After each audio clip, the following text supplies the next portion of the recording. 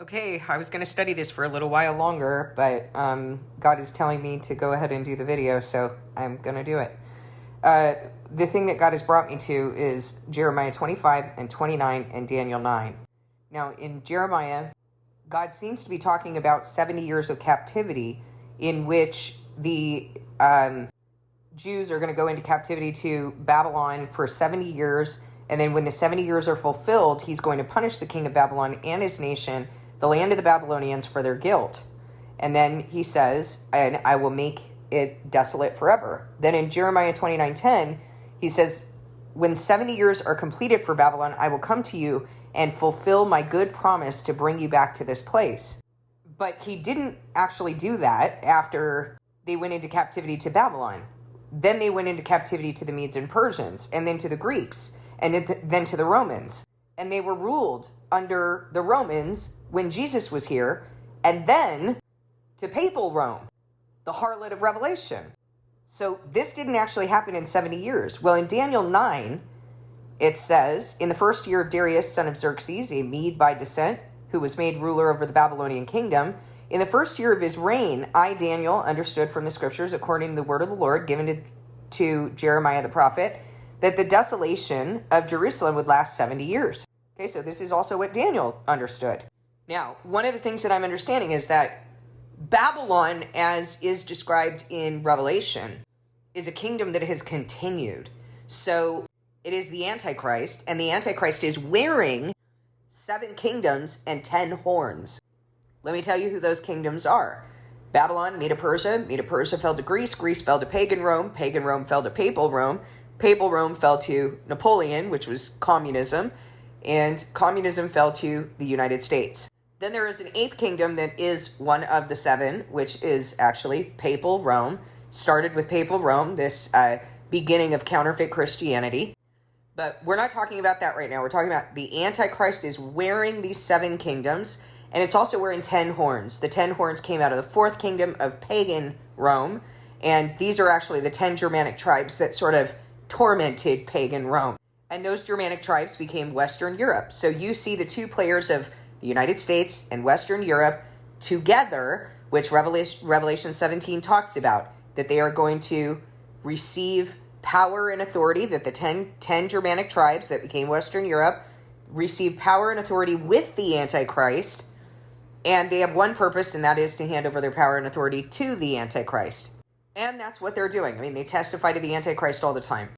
So when God was talking about Babylon in the book of Jeremiah, he may have started out with that kingdom of Babylon that laid siege to Jerusalem, but listen to the way that he talks here.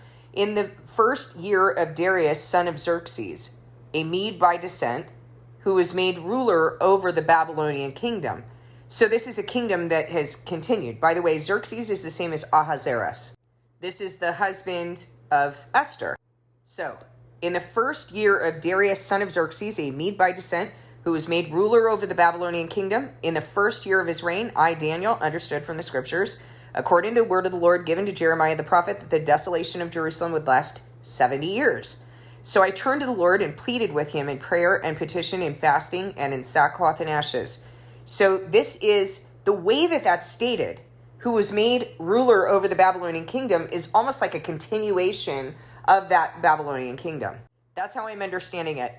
Now, Daniel goes into prayer, and he begins confessing his sins and the sins of his ancestors, the sins of his people, and acknowledging what they've done, and petitioning God to restore them. And part of what Daniel does that I want to point out is that he says in verse 11, all Israel has transgressed your law and turned away, refusing to obey you. Therefore, the curses and sworn judgments written in the law of Moses, the servant of God, have been poured out on us because we've sinned against you. Is that the attitude you see people having today? Give me a break. Let's be real.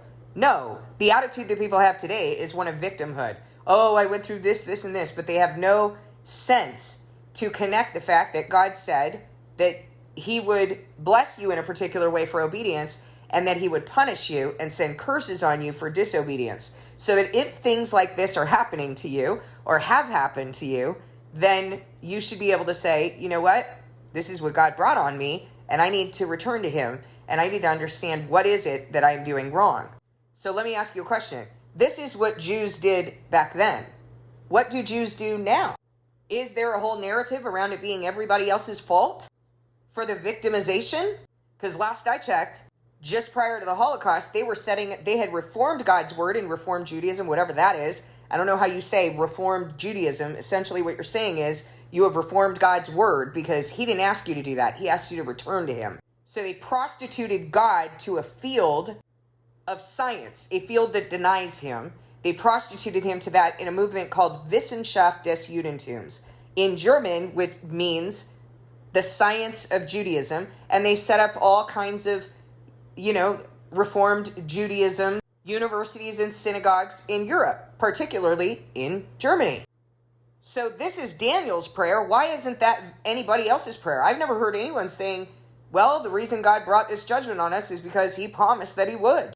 And by the way, this is the same covenant that he has with Gentile Christians. So don't think you're getting off the hook. All right, that's the first thing that I want to point out to you. So Daniel understands the reason why God has brought calamity on them and why they're in captivity. Okay, so Daniel is making this petition. He says, now our God, hear the prayers and petitions of your servant. For your sake, Lord, look with favor on your desolate sanctuary.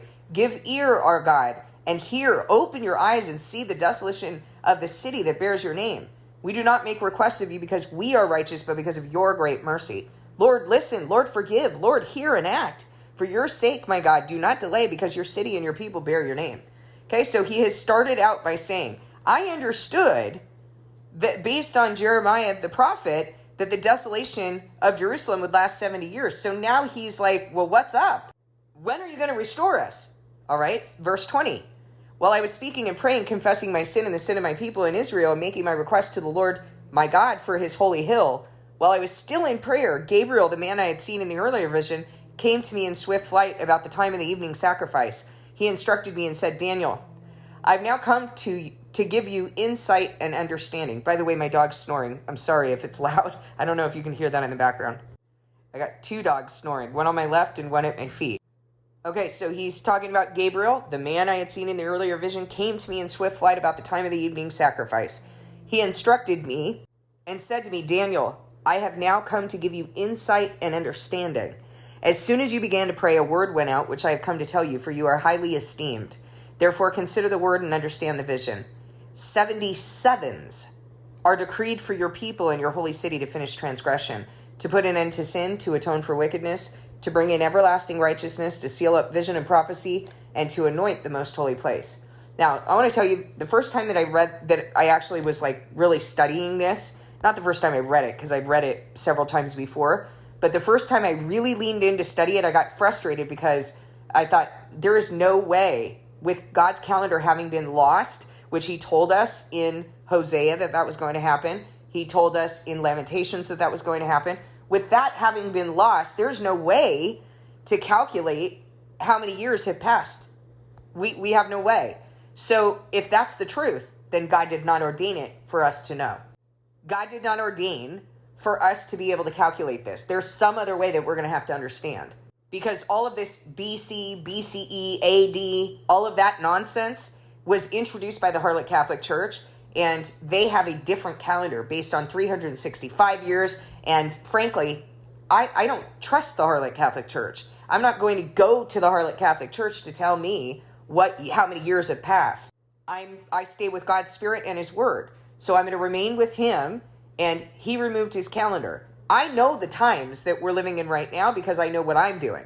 I know what he's revealed to me directly. I know that he has testified to what I'm doing. So I know the times we're living in. I know how to understand when this is going to be fulfilled because I know that the Antichrist is going to rise next year when I complete my testimony, and that at that time I will be martyred. You need to go discern that because you didn't receive that from God. I did. You need to discern, am I telling the truth? What is the fruit that's coming from me? What are the teachings? What is my example? Does God testify?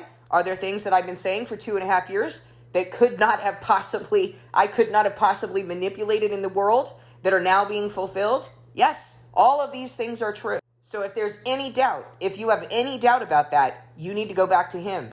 77s are decreed for your people and your holy city to finish transgression, to put an end to sin, to atone for wickedness, to bring in everlasting righteousness, to seal up vision and prophecy and to anoint the most holy place. Well, what is the most holy place? That's his temple. So if I know that next year, as is written in the book of Daniel, the sanctuary is going to be thrown down, and so will the daily sacrifice. The witnesses are the daily sacrifice. God's not going backward, he's going forward. He has already established his people to be his temple and us to be a sacrifice. Now, if the witnesses are sacrificing for 1,260 days, that is the daily sacrifice that's going to be thrown down in the middle of that 7. By the way, the rest of Scripture supports this. Revelation chapter 12, Revelation chapter 9, Revelation chapter 11. All of Scripture supports this. Witnesses, prophets, they come to warn. They don't come at the end to say, hurry up and come in. You've been living all this wickedness, but hurry up and come in. You don't have to bear your covenant. Don't worry about it. Christ is coming any minute now. You're not going to get off that easy. The word says that in the middle of that 7, that the Antichrist is going to rise, overpower, and kill the witnesses. And you see that happening in Revelation 9. And then he goes off in Revelation 12 to persecute the rest of God's people. That's when he rises in Revelation 9 at the sound of the 5th trumpet. He's going to rise from the abyss, overpower, and kill the witnesses. And then he goes to pursue the rest of God's people. Why does he do that? Because he's angry. He knows his time is short. He has lost his place in the heavenly realms because there were 2 things that were required in order to triumph over the devil and kick him out of the heavenly realms. 1 was the blood of the Lamb. That's been fulfilled. 2 is the testimony of the witnesses for 1,260 days. That's why they're referred to as the 2 witnesses, even though they are actually 144,000. God is using a concept that he established in his law, which is 2 or more witnesses are required in order to establish a matter. That's why he refers to them as his 2 witnesses. In Revelation 2 and 3, he talks about lampstands, and there are 2 lampstands between Revelation 2 and 3, the church in Smyrna and the church in Philadelphia. These are not denominations, they are bodies of believers, assemblies of believers, and these 2 bodies of believers he's happy with. And he refers to his witnesses as 2 lampstands and 2 olive trees. In Zechariah 4, he talks about 2 olive trees that are pouring out golden oil. These are the 2 who are anointed to serve the Lord in all the earth. In Revelation 7, he talks about the sealing of 144,000 who are sealed. These are the servants of God, and they're sealed before the first 4 trumpets blow. Why? Because when the 5th trumpet blows, just as I told you in Revelation 9, the beast is going to rise from the abyss to overpower and kill the witnesses. Then he's going to pursue the rest of God's people. In Revelation 12, it says they did not love their lives so much as to shrink from death. They know they're going to die. You need to know that. They know they're going to die. So they are not shrinking from sharing their testimony. They're not shrinking from the information that God requires them to speak, the words that God requires them to speak. They don't shrink from that because they're going to die. At this point in history, 2.5 years ago, I would not have been able to tell you, oh, this is how this is going to be played out. All I knew was in 1,260 days, I'm a goner. That's all I knew. And that's all I was telling you. But now I can tell you with certainty, I know what this looks like because I can see it being played out right now. I can see that journalists are being arrested and thrown in prison for speaking out against Israel, for not bowing down against counterfeit Israel, the image of the Antichrist. I can see that that image of the Antichrist is persecuting and killing people. I can see in Scripture, in Revelation 13, that that image of the Antichrist is actually the thing that forces people to receive the mark of the beast, to ingest its ideology, to believe in what it says about it being the chosen people, and that it forces people, the inhabitants of the earth, to worship it. I can see that right now. Can you? So I know what times we're in right now. I don't need to worry about, oh, how many years ago was this? Oh my goodness, God didn't, he removed his calendar. Now we don't know. We know. We know from the point of when the witnesses are here. If you discern that the witnesses are here, then you know from that time, because an exact number of days is given to you in the book of Daniel. From the time that the witnesses are thrown down, there will be 1,290 days. That is going to, the reign of the Antichrist is going to occur during that time. On the 1,290th day, the abomination of desolation is going to be set up. This will be a time of great distress, such as has never happened since the beginning of the world until then.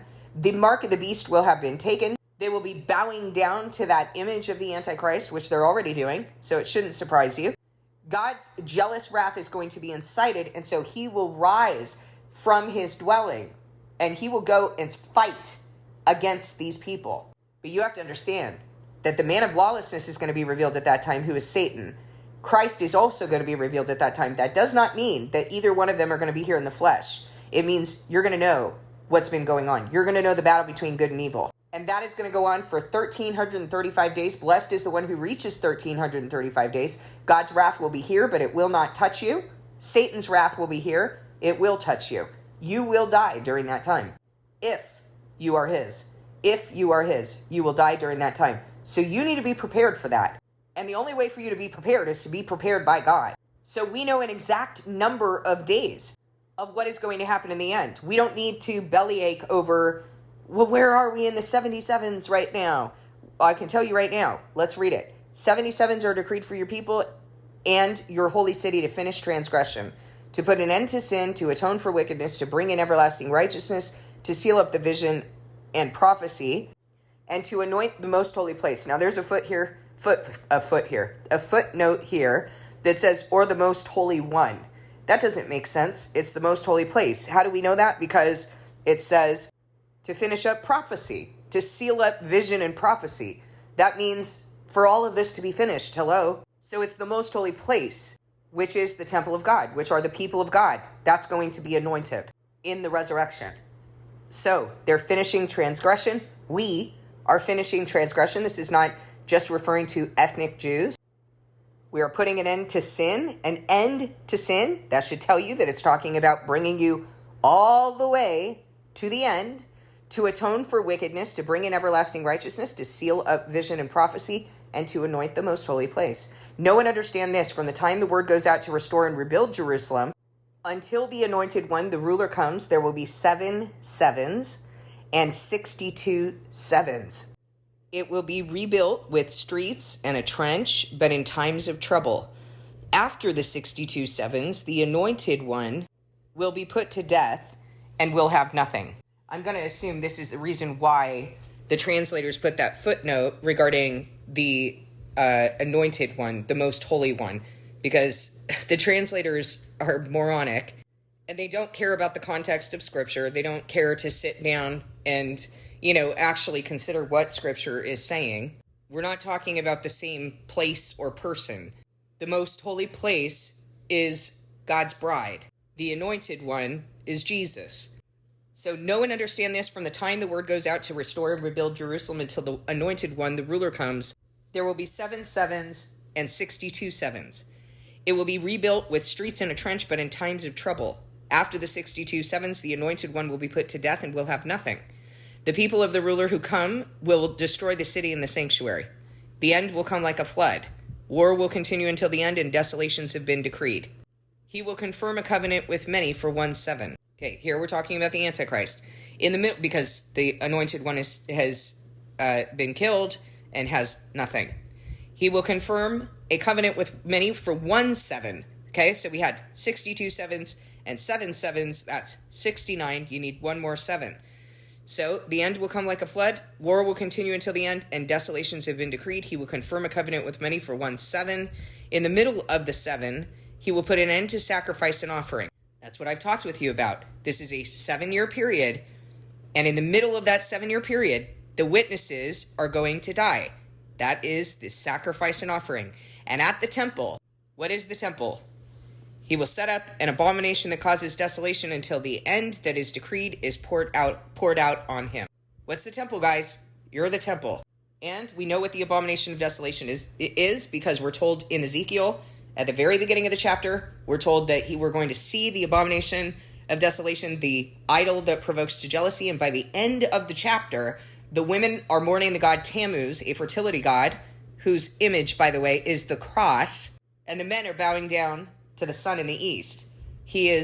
Tammuz is not only a fertility god, but he is a sun god, and his image is the cross. That image that everyone likes to say is the symbol of Christianity. It's not the symbol of Christianity, because God said, don't set up an image. to kiss or bow down to. And that's exactly what the harlot Catholic Church did through Constantine. And that's exactly what they do, is kiss and bow down to that image. So what did the rest of counterfeit Christianity do? What did the prostitutes that wore out of her do? Set up the same image in their sanctuaries around their neck. They draw them on their foreheads. They draw them over their hearts. They put them in their little nativity scenes with their other images, their little statues of Jesus and Mary and Joseph. That's the abomination that causes desolation. And the issue of the abomination of desolation being set up in his temple means that that has been set up in your heart. Same thing as the mark of the beast. The mark of the beast, worshiping that image of the Antichrist, same thing. You're ingesting its ideology. You're ingesting its beliefs. That's what marks you. That's what you belong to. Okay, so my question here would be, well, from the time of Jesus to the time of the 7-year period at the very end, what happened in between? What sevens are there? Like, how come there's no sevens accounting for that time? I don't know. Quite frankly, I have no idea. All I know is that it says from the time the word goes out to restore and rebuild Jerusalem, the anointed one, the ruler comes, there will be 7 sevens and 62 sevens. So that's 69. Then the ruler comes, and the anointed one, it says after the 62 sevens. So this would be also after the 7 sevens and the 62 sevens. The anointed one will be put to death and will have nothing. Then he says the people of the ruler will come to destroy the city and the sanctuary. The end will come like a flood. War will continue till the end. Desolations have been decreed. So all this stuff is happening. And then he confirms a covenant with many for 1 7. In the middle of the 7, he will put an end to sacrifice and offering. And at the temple, he will set up an abomination that causes desolation until the end that is decreed is poured out on him. So there's like this gap between the 7 sevens, the 62 sevens, and that last 7-year period, or the 1 7. I'm going to have to sit with this in order to discern it, but I know that at face value, that's what's going on here. And I know what I've read about that 1 7, and I know that that is a 7-year period. I know what I've read in the Bible. I know what I've discerned with God. I know what it is I'm doing. So I don't know why there's some sort of a gap there. But I will say one thing is that, on the Gregorian calendar of the Harlot Catholic Church, there are the calendar that we are accustomed to living by, there's a relentless set of 7-day weeks. But on God's calendar, it's a 30-day calendar. It's a lunar calendar, and it starts with the new moon, the crescent, not the dark moon made up by science. It starts with the crescent, and that is a rest day.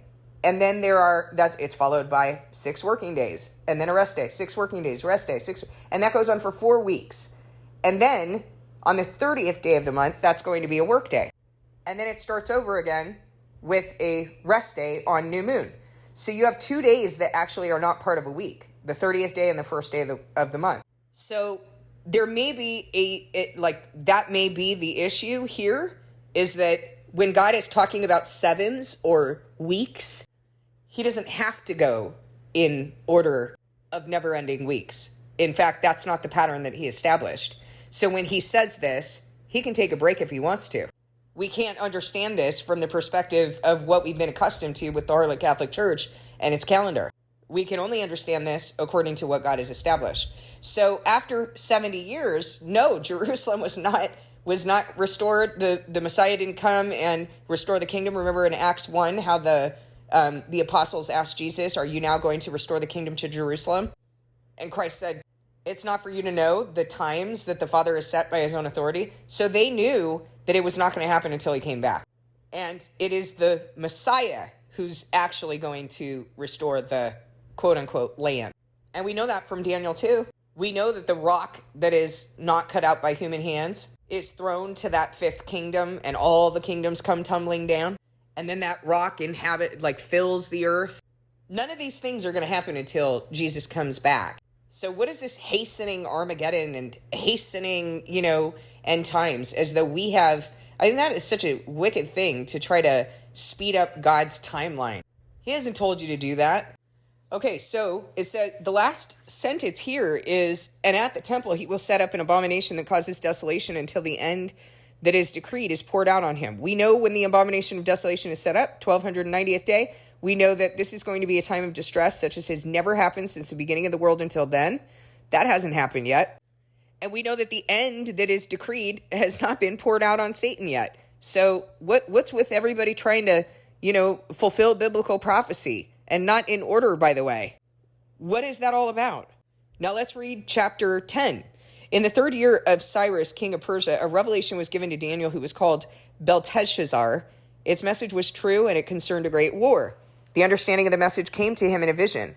At that time, I, Daniel, mourned for 3 weeks. I ate no choice food, no meat or wine touched my lips, and I used no lotions at all until the 3 weeks were over. By the way, that's called the Daniel fast by counterfeit Christians. I just want to point out to you, that fasting is about returning to God. Fasting is not about, withholding, checking off some boxes of what you're going to withhold from yourself, and then God's going to return to you. I have worked with people who have fasted like this, who literally, when we came back together to talk about their fast, I asked them to listen to the videos that I've done on fasting about returning to God, and I'm not even kidding you, done a FaceTime with them and seen that their lips are chapped, they're all, messed up because they withheld these things from themselves, but they didn't return to God. They didn't receive any of the benefits of what fasting actually is. If you don't return your heart to God, what can be done for you? My point is, don't be stupid and superficial. This is not a fast. Returning your heart to God is a fast. Daniel would have known that, and he would have returned his heart to God. What he's doing is withholding from himself and disciplining his body. Like circumcise from the sinful flesh, discipline the physical flesh, get into the heart and spirit. That's what Daniel's doing right here. But you're supposed to understand that through living out your covenant, not looking at this as a bunch of boxes to be checked. On the 24th day of the first month, as I was standing on the bank of the great river, the Tigris, I looked up, and there before me was a man dressed in linen with a belt of gold from Uphaz around his waist. His body was like topaz, his face like lightning, his eyes like flaming torches, his arms and legs like the gleam of burnished bronze, and his voice like the sound of a multitude. We know that's Christ because that's how Christ is always depicted. Legs like gleam of burnished bronze, voice like the sound of a multitude, or voice like rushing waters. That's Christ. I, Daniel, was the only one who saw the vision. Those who were there with me did not see it, but such terror overwhelmed them that they fled and hid themselves. So I was left alone gazing at this great vision. I had no strength left. My face turned deathly pale, and I was helpless.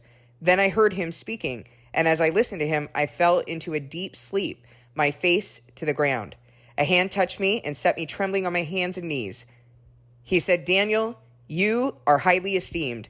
Consider carefully the words I am about to speak to you, and stand up, for I have now been sent to you. And when he said this to me, I stood up trembling. You guys, I just realized something. All this time, I've been thinking that Gabriel was the one that was speaking to Daniel the entire time through the book of Daniel. I did not realize that this is Christ. This is Christ speaking to him.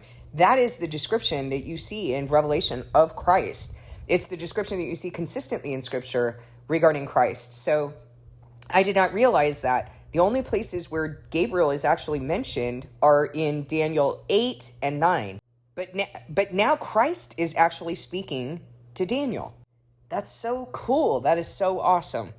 Even here, let's read it again. I'm so excited right now. Let's read it again. But, this kind of stood out to me in verse 19 where he says, do not be afraid. You who are highly esteemed, he said, peace, be strong now, be strong. That's the way that Jesus talks to his disciples in the Gospels when he comes and returns to them. My peace I give to you, right? This is the way that Christ talks. I don't know how you feel, but personally, I want to read this again because I just want to feel him. I want to feel what he was saying to Daniel, how he was talking to him, how he strengthened him. Verse 4. On the 24th day of the first month, as I was standing on the bank of the great river, the Tigris, I looked up, and there before me was a man dressed in linen, with a belt of fine gold from Uphaz around his waist. His body was like topaz, his face like lightning, his eyes like flaming torches. Okay, you see that a lot in Scripture, his eyes like flaming torches, his arms and legs like the gleam of burnished bronze. You see that a lot. And his voice like the sound of a multitude. I, Daniel, was the only one who saw the vision. Those who were with me did not see it, but such terror overwhelmed them that they fled and hid themselves. So I was left alone, gazing at this great vision. I had no strength left. My face turned deathly pale, and I was helpless. Then I turned to him speaking, and as I listened to him, I fell into a deep sleep, my face to the ground.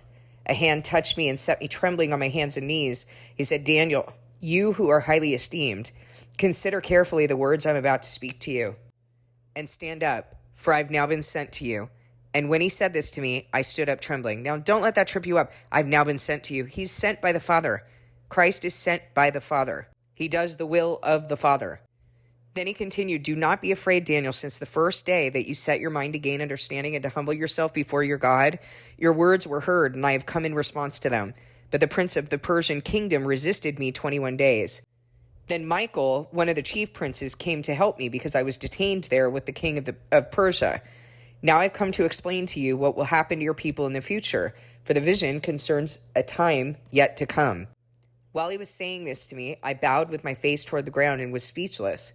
Then one who looked like a man touched my lips, and I opened my mouth and began to speak.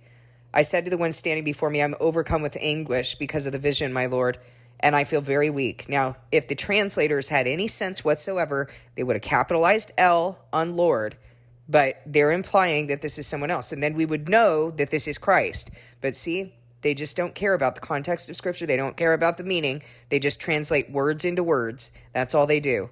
So don't let anyone tell you that if you don't speak Hebrew, Aramaic, and Greek, and you're not wise of the world, that you can't understand the word, because they clearly do not understand it. I am overcome with anguish because of the vision, my Lord, and I feel very weak. How can I, your servant, talk with you, my Lord? My strength is gone, and I can hardly breathe. Again, the one who looked like a man touched me and gave me strength. Do not be afraid, you who are highly esteemed, he said. Peace, be strong now, be strong. When he spoke to me, I was strengthened and said, Speak, my Lord, since you've given me strength. So he said, Do you know why I've come to you? Soon I will return to fight against the prince of Persia, and when I go, the prince of Greece will come. But first, I will tell you what is written in the book of truth. No one supports me against them except Michael, your prince. Wow, I'm shocked. I'm so excited and shocked.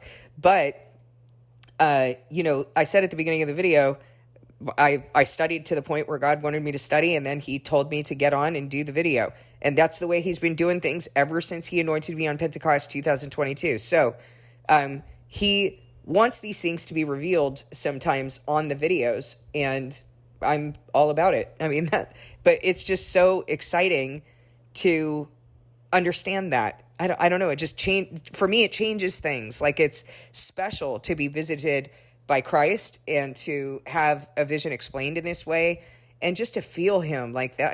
If you know what I'm talking about, just to feel him, to feel the way he speaks. Peace, be strong now, be strong. So I'm going to continue reading Daniel 11. In the first year of Darius the Mede, I took my stand to support and protect him. Now then, I tell you the truth, 3 more kings will arise in Persia, and then a 4th, who will be far richer than all the others. When he has gained power by his wealth, he will stir up everyone against the kingdom of Greece.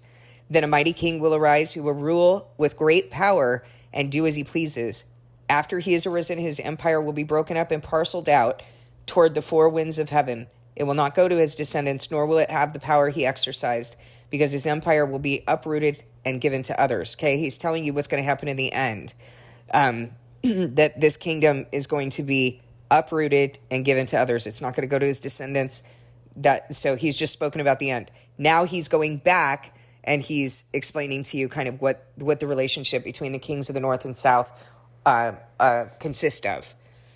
The king of the south will become strong, but one of his commanders will become even stronger than he and will rule his own kingdom with great power. After some years, they will become allies. Now, king of the north, king of the south, this is representing a divided kingdom. It's representing the divided kingdom of the Antichrist. This is representing the king of the north being papal Rome and the prostitutes that bore out of her.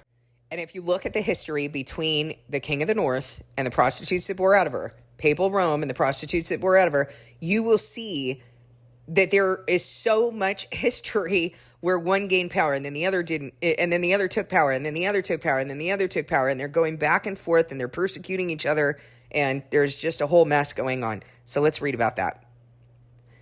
The king of the south will become strong, but one of his commanders will become even stronger than he and will rule his own kingdom with great power. After some years, they will become allies. The daughter of the king of the south will go to the king of the north to make an alliance, but she will not retain her power, and he and his power will not last. In those days, she will be betrayed, together with her royal escort and her father and the one who supported her. One from her family line will arise to take her place. He will attack the forces of the king of the north and enter his fortress. He will fight against them and be victorious.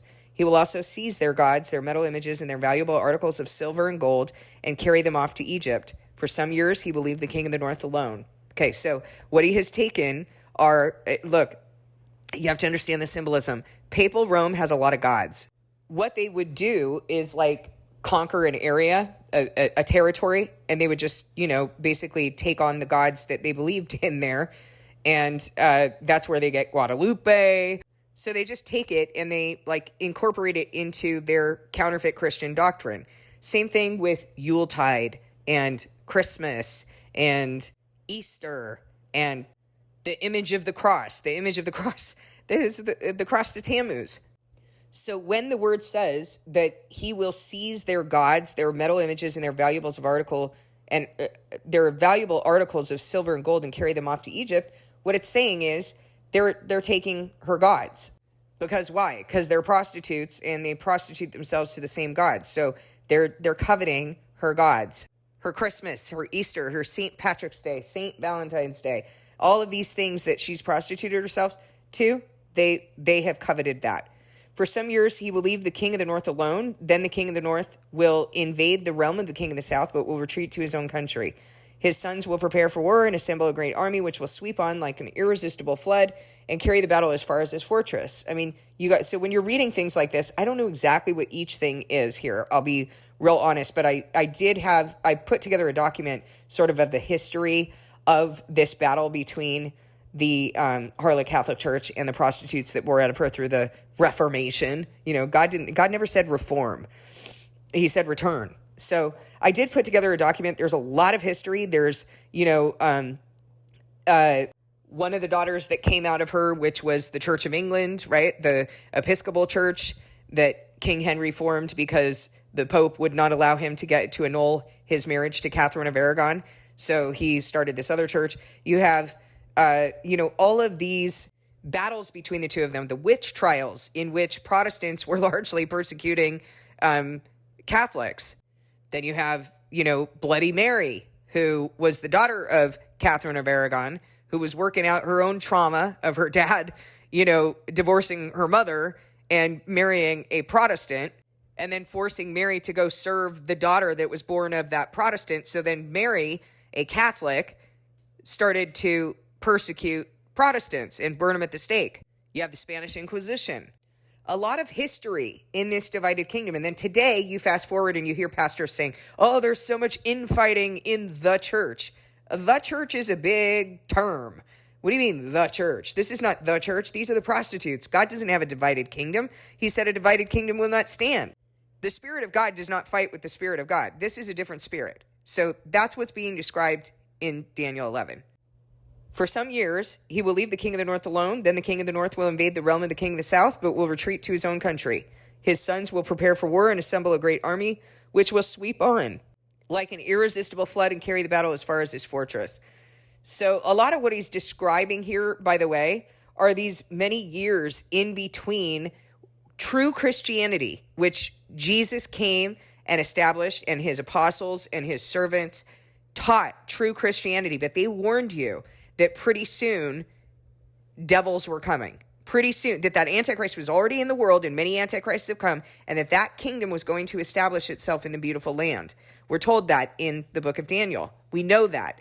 And that's when Catholicism came. They like to tout themselves as being the OG. They are the OG, but they're the OG counterfeit. That is what they established. They did not establish God's church. It's such a disrespect, by the way, to say that, Christ didn't establish his church. I mean, give me a break. Christ established his church. Peter, when he said, you are the living God, he declared Christ to be the living God. And then Jesus responded by, and you are Peter, and on this rock I will build my church. He was talking about the faith of Peter. Why would he say, on Peter I'm going to build my church? What is this? Are we Peterins or whatever? I mean, I'm trying to like figure out a way to say Christian, but replacing it with Peter. No, of course not. And in fact, when people were saying, well, I follow Cephas, I follow Apollos, I follow Paul, Paul said, we weren't crucified for you. You aren't to say this. Like Jesus, Christ, that's the name on your forehead. You don't say, I follow Luther, I follow, Knox, I follow Wesley, Calvin. I don't care who it is. You don't say that you follow a human being. Christ is the rock. When Christ said, and you are Peter, and this is the rock I'm going to build my church on, what he was saying is, that is the faith on which my church will be built. What you just declared. He said, blessed are you, Peter, because you didn't receive that from yourself. You received it from the Father. That's what was being described. So for the Catholic Church to then say, oh, well, the church was started through Peter, not through Christ. Okay. And Peter was your first pope, and he's buried underneath your, I mean, this is just weird. What do you mean he's buried underneath your basilica? That is just so weird. And you're carrying around this relic of Saint Jude of his arm and his hand? How creepy.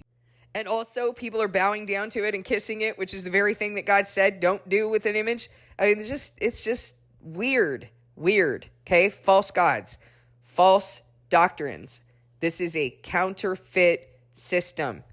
Then the king of the south will march out in rage and fight against the king of the north, who will raise a large army, but it will be defeated. When the army is carried off, the king of the south will be filled with pride and will slaughter many thousands, yet he will not remain triumphant. For the king of the north will muster another army larger than the first, and after several years he will advance with a huge army fully equipped. In those times, many will rise against the king of the south. Those who are violent among your own people will rebel in fulfillment of the vision, but without success. Then the king of the north will come and build up siege ramps and will capture a fortified city. The forces of the south will be powerless to resist. Even their best troops will not have the strength to stand. The invader will do as he pleases. No one will be able to stand against him. He will establish himself in the beautiful land and will have power to destroy it. Okay, so you notice the king of the south and the king of the north, never described as a beautiful land, never an inkling that they have anything to do with God. Right here, he will establish himself in the beautiful land and will have the power to destroy it. He will determine to come with the might of his entire kingdom and will make an alliance with the king of the south. So these guys are in bed with each other. Like, they are in bed with each other when it's convenient, but notice that they keep fighting against each other. So that should help you to understand what kingdom they are of. And he will give him a daughter in marriage in order to overthrow the kingdom, but his plans will not succeed or help him. Then he will turn his attention to the coastlands and will take many of them, but a commander will put an end to his insolence and will turn his insolence back on him. After this, he will turn back toward the fortresses of his own country, but will stumble and fall to be seen no more. Okay, we know what point we're at. That is the end of papal supremacy, or the end of the Antichrist having risen the first time. In Revelation 17, it says, he was, now is not, but will rise again. And that was John in the vision at the time of the sixth kingdom. So we should not be confused about what the Antichrist is, who the Antichrist is. We shouldn't be confused about that at all. It can't be a man, because men don't live that long. Okay? So we know that this kingdom was, and so it shouldn't confuse us about what it's going to look like again. This is the kingdom of counterfeit Christianity, started by the harlot Catholic Church, started by papal Rome, the fifth kingdom of Daniel 2 and Daniel 7 and Revelation 17. And it becomes the eighth. But when it is the eighth, it's going to look a little different, because it started out as papal Rome, but now that kingdom has grown in the prostitutes that bore out of her, these many different denominations that counterfeit pastors are saying are infighting. And it has also grown in the image of the Antichrist that has been also added into it. Okay? So all of that constitutes this Antichrist. Right now, what we're seeing is the battle within this kingdom. Like, it's really a crazy show between within this kingdom, but also this kingdom is also battling against God's people. It's establishing itself in the beautiful land. It is destroying the beautiful land. And right now, you should be able to understand your timestamp. A commander will put an end to his insolence and will turn his insolence back on him. That's Napoleon. Napoleon has taken down the king of the north, this antichrist system, for the first time. And he has fallen. Okay, so to be seen no more. He will fall, stumble and fall, to be seen no more. Was, now is not, and is going to rise again. Verse 20, his successor will send out a tax collector to maintain the royal splendor. Yeah, well, they got to maintain the royal splendor of this kingdom, right? And so they're sending out what? Counterfeit tithing, which the word is identifying as a tax to maintain the royal splendor. So you see what's going on in these prostitutes. They're just as greedy, just as wealthy, just as mega churchy and mega mansiony and greedy slime balls. They bear the same fruit as their harlot mother. They are pedophiles and rapists and murderers. They do the same exact thing that she did, that she's been exposed for. Now they're being exposed for the same things. In a few years, however, he will be destroyed, yet not in anger or in battle. He will be succeeded by a contemptible person who has not been given the honor of royalty. He will invade the kingdom when its people feel secure, and he will seize it through intrigue. Then an overwhelming army will be swept away before him. Both it and the prince of the covenant will be destroyed. After coming to an agreement with him, he will act deceitfully, and with only a few people he will rise to power. When the richest provinces feel secure, he will invade them and achieve what neither his fathers nor his forefathers did. He will distribute plunder, loot, and wealth among his followers. He will plot the overthrow of fortresses, but only for a time. With a large army, he will stir up his strength and courage against the king of the south. The king of the south will wage war with a very large and powerful army, but he will not be able to stand because of the plots devised against him. Those who eat from the king's provisions will try to destroy him. His army will be swept away, but many will fall in battle, and many will fall in battle. The two kings, with their hearts bent on evil, will sit at the same table and lie to each other, but to no avail, because an end will still come at the appointed time. The king of the north will return to his own country with great wealth, but his heart will be set against the holy covenant. He will take action against it and then return to his own country. At the appointed time, he will invade the south again. But this time, the outcome will be different from what it was before. Ships of the western coastlands will oppose him, and he will lose heart. Then he will turn back and vent his fury against the holy covenant. He will return and show favor to those who forsake the holy covenant. His armed forces will rise up to desecrate the temple fortress and will abolish the daily sacrifice. Okay, well, we know that this here is the time. What's our timestamp here? Abolishing the daily sacrifice. That means that the witnesses, his armed forces are rising up to kill the witnesses. And then they will set up the abomination that causes desolation. And you know that it sounds like this is happening sequentially. That's going to happen 1,290 days after the witnesses have been killed.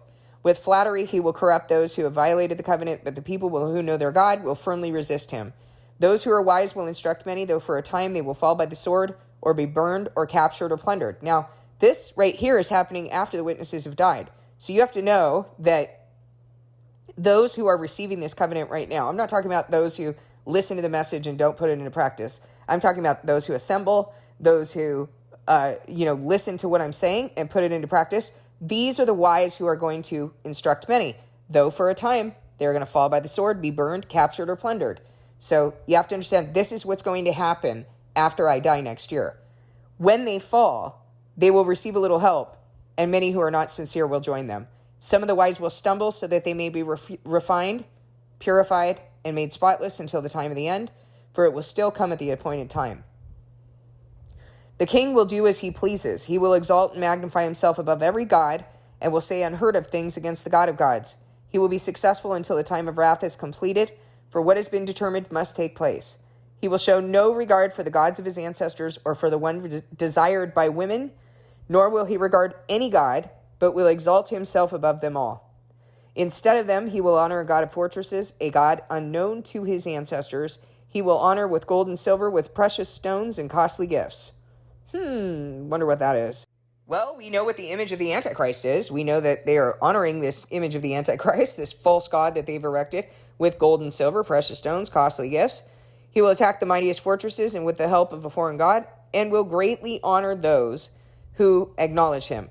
He will attack the mightiest fortresses with the help of a foreign god, and will greatly honor those who acknowledge him. So think about what this might look like. Think about this foreign god that is being worshipped right now, this image of the Antichrist that's being worshipped right now, and the help that, I mean, a false god can't do anything, like a statue can't do anything, or something that you're calling on. But if you've set up something and you've given breath to that image, then it just might be able to help you, right?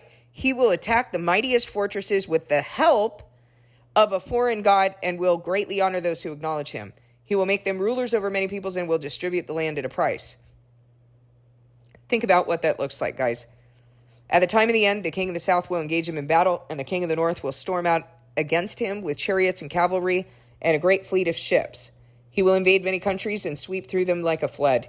He will also invade the beautiful land. Many countries will fall, but Edom... Okay, so let's look at this for a minute. He will invade many countries and sweep through them like a flood, and he will also invade the beautiful land, which are God's people, okay? It's not some land in the Middle East. So he is also warring against the rest of the world. Many countries will fall, but Edom, Moab, and the leaders of Ammon will be delivered from his hand. He will extend his power over many countries. Egypt will not escape. He will gain control of the treasures of gold and silver and all the riches of Egypt, with the Libyans and Cushites in submission, but reports from the east and the north will alarm him, and he will set out in a great rage to destroy and annihilate many. He will pitch his royal tents between the seas at the beautiful holy mountain, yet he will come to his end, and no one will help him.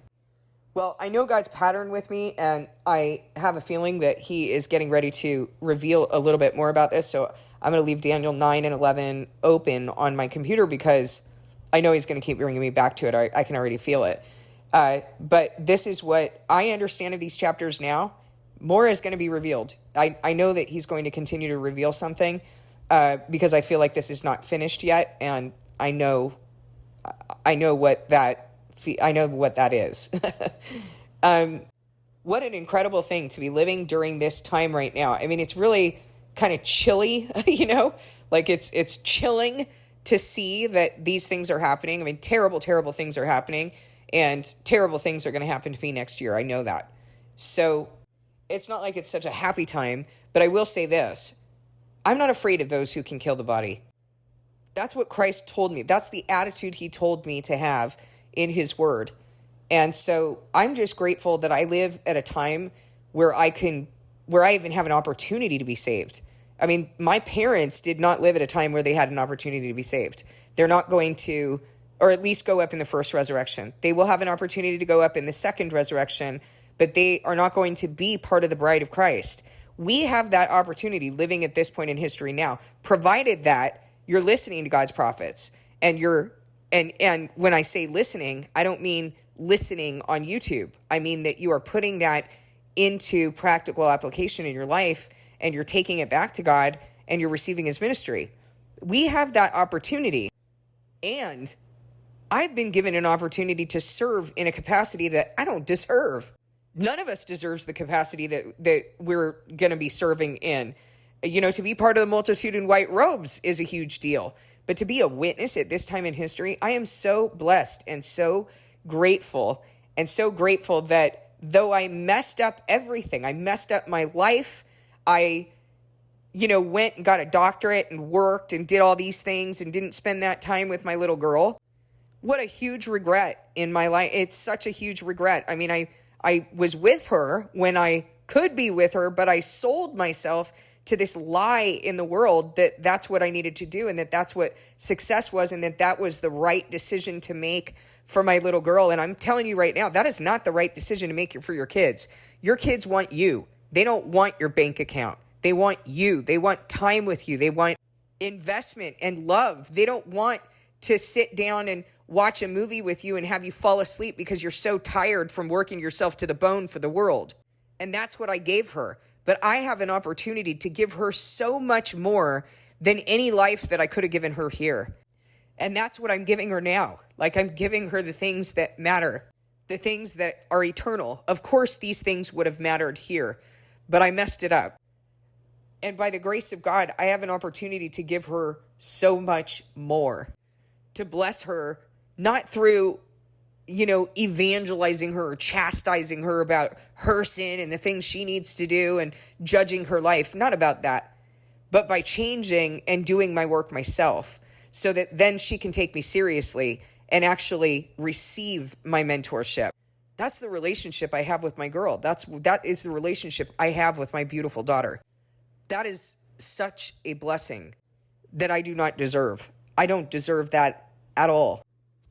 And that is what you can give to your kids.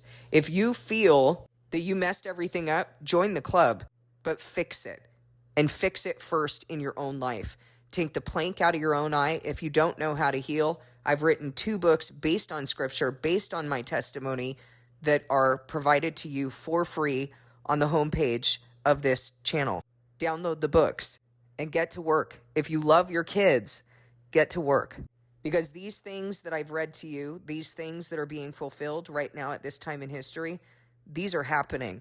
I promise you with my whole heart and everything inside of me that this is what I'm doing at this point in history, and that I know that the things that I say are true. Go discern them with God, because you need to know that too.